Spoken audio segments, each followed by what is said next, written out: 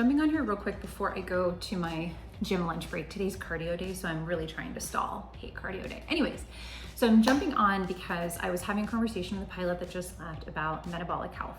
And as you guys know, I do weight management and metabolic health in addition to aeromedical medicine.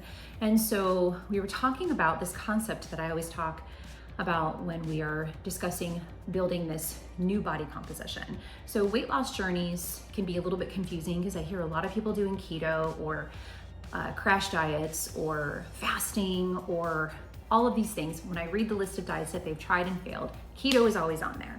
So first of all, for my pilots, please don't try to deplete yourself of carbs. Your brain needs carbs to fly the airplane. That's my aeromedical plug. But to my point, what I want to talk about is actually a concept that I call your metabolic Airbnb. So as we get older and things get a little harder, building muscle, staying on a good diet, metabolism starting to crash or slow down, I like to think of our body as a metabolic Airbnb. And so as we're getting older, we think, gosh, I really want some kind of passive income, something I don't have to work so hard for. I want to put all of this effort into remodeling a home and then turning it into an Airbnb and just allowing the passive income to just help me through my life.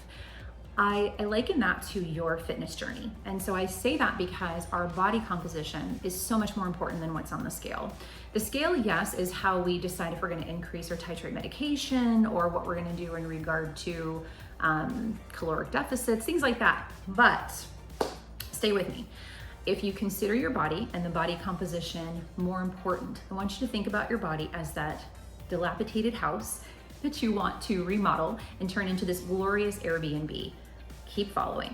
So you've got this composition that you now need to change, to remodel. We're remodeling that body into something that has more muscle, less fat, healthier organs, less fat around the organs. You get what I'm going with this. Some focus on the scale, more focus on the body composition. Takes about 6 to 12 months of a lot of work to get your Airbnb, AKA your body comp, to a rentable, livable level. Once you get it to that, your resting metabolic rate, meaning your caloric burn at rest, is going to be incredibly different than what it was prior to rebuilding that body composition.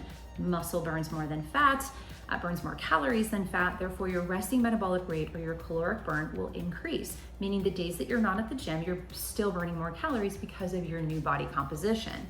So then we're talking, again, dates vary. A year from now, you've built this powerhouse. Now you just have to sustain it. And guess what? Your new resting metabolic rate with that new sustained body composition of increased muscle, decreased fat is now giving you more calories throughout the day that you're burning without doing anything. The maintenance of that muscle is way easier than it was rebuilding that dilapidated house example that I gave. So that is sort of my explanation for why sometimes you'll hear me say that your body is like this metabolic Airbnb. If you have any questions, hit me up.